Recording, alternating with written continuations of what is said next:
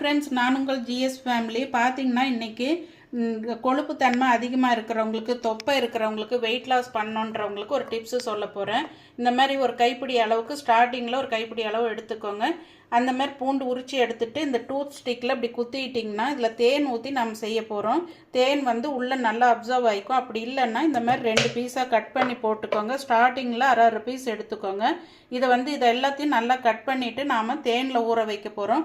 ஊற வச்சுட்டு நம்ம சாப்பிட்ணுங்க. அது பார்த்தீங்கன்னா 10 டேஸ் இல்லை 15 டேஸ் ஊறினா போதும். இதிலேருந்து வர திரவியத்துலேருந்து வர தண்ணியும் சேர்ந்து நம்ம அப்பப்போ கலக்கி விடணும். ஏர் போகிற மாதிரி ஓப்பன் பண்ணி வைக்கக்கூடாது. 10 டேஸ் 15 டேஸ்க்கு பாட்டிலோட ஷேக் பண்ணணும். அவ்வளோதாங்க.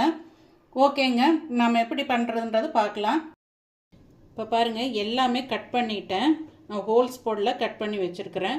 இப்போ இது நம்மளுக்கு ஒரிஜினலாக நம்ம கூடு கட்டின அந்த தேன்லேருந்து எடுத்ததுங்க. கடையில் வாங்கினதில்லை. உங்களுக்கு என்ன இருக்குதோ அந்த தேன் எடுத்துக்கோங்க. ஃபஸ்ட்டு ஒரு லேயர் இந்த மாதிரி விட்டுக்கோங்க. இங்கே பாருங்கள், ஏன்னா இந்த பூண்டு லேசாக இருக்கிறனால தேன் கெட்டித்தன்மையாக இருக்கிறனால மிதந்துட்டுருக்கோம். ஃபஸ்ட்டு ஒரு லேயர் விட்டுட்டு நீங்கள் இந்த மாதிரி போட்டுக்கோங்க. மறுபடியும் கொஞ்சம் விட்டுக்கோங்க. ஃபைனலாக அது மூழ்கிற அளவுக்கு விட்டுக்கோங்க. இப்போ இந்த மாதிரி விட்டுக்கிட்டிங்கன்னா கொஞ்சம் உள்ளேயும் போய் செட் ஆகிக்கும். உங்களுக்கு கண்ணாடி பாட்டில் எந்த அளவுக்கு பிடிக்குமோ அந்த அளவுக்கு பூண்டு அப்பப்போ ரெடி பண்ணிக்கோங்க. இது ஒரு 10 நாள் ஊறணுங்க. ஊறினதுக்கப்புறம் எடுக்கணும். அதே மாதிரி ஓப்பன் பண்ணால் நீங்கள் டக்குன்னு மூடி வச்சிடணும். ரொம்ப காற்றெல்லாம் படக்கூடாது இதில். இப்போ இது மூழ்கிற அளவுக்கு ஊற்றிடலாம். இப்போ பெரிய பாட்டிலாக இருந்ததுன்னா உங்களுக்கு இந்த தேன் ஃபுல்லாக இதில் ஊறாதுங்க. அடியில் போய் தங்கிக்கும். பூண்டு மேலாவது மிதந்துட்டுருக்கும்.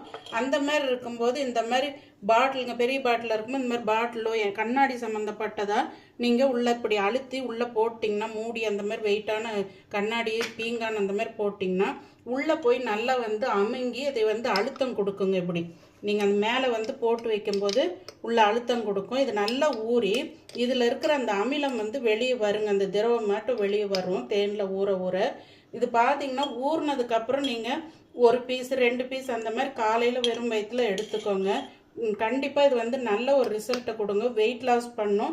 அதே டைமில் உங்களுக்கு நல்லா பார்த்தீங்கன்னா இந்த தொப்பை இருக்கிறவங்களுக்கெல்லாம் ரொம்ப எக்ஸசைஸ் பண்ணியும் குறையாதவங்களுக்கு இது நல்லா சப்போர்ட் பண்ணுங்க. இது ஊறும்போது இதில் இருக்கிறது அந்த அமிலம் வரும்போது இன்னும் கொஞ்சம் இந்த வாட்டர் இது மாதிரி வரும். அந்த மாதிரி ஒரு 10 நாள் இல்லை 15 நாள் ஊறினதுக்கப்புறம் ஒன்றா எடுத்துக்கோங்க. கண்டினியூஸாக எதுவுமே எடுக்க வேண்டாங்க. எடுக்க உங்களுக்கு கண்டினியூஸாக எடுத்திங்கன்னா அதோட ரிசல்ட் ரொம்ப ஒருத்தருக்கு உடம்புக்கு ஒத்துக்காது.